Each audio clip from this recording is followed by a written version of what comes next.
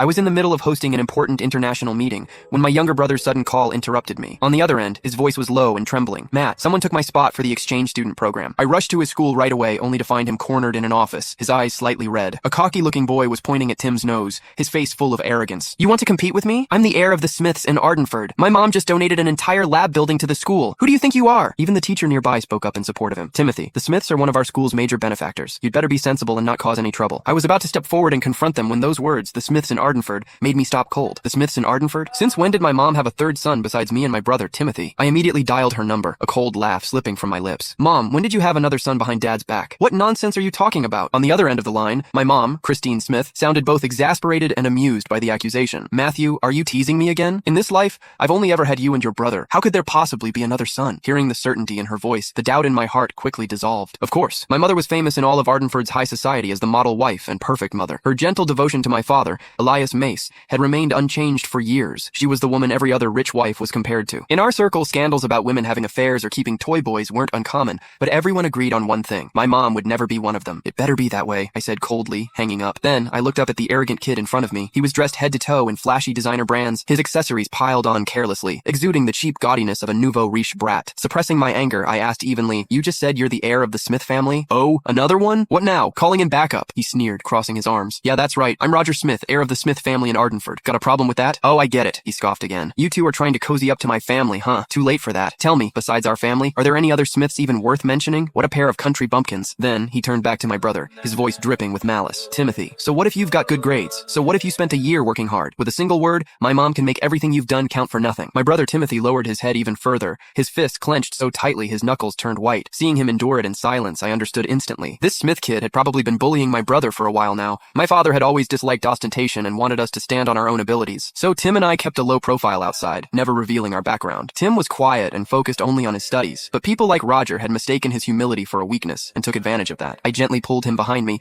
and turned my cold gaze back to Roger. As far as I know, all the paperwork and approvals for the exchange program have already gone through. Replacing someone at the last minute isn't exactly by the rules, is it? Rules? Roger let out a mocking laugh. With a smug grin, he pulled a stack of documents from his bag and waved them in front of me. You mean these? Timothy's application documents? Sorry, never made it to the office. I held onto them myself. Roger smiled brightly, but the words that came out of his mouth were vicious. So you see, the final list the school submitted only had one name from start to finish. Mine, Roger Smith. No matter how well prepared he was, what good would it do him? As soon as he finished, he tore in half, right in front of me, the stack of documents Timothy had poured countless days and nights of effort into. Matt! Timothy's voice cracked as he shouted, his eyes instantly reddening. I watched those papers scatter to the ground, fury blazing through me in an instant. I'd seen shameless people before, but never anyone this brazenly shameless. You! My blood surged, the veins at my temples throbbing. What about me? Roger sneered, grinding the shredded papers beneath his shoe.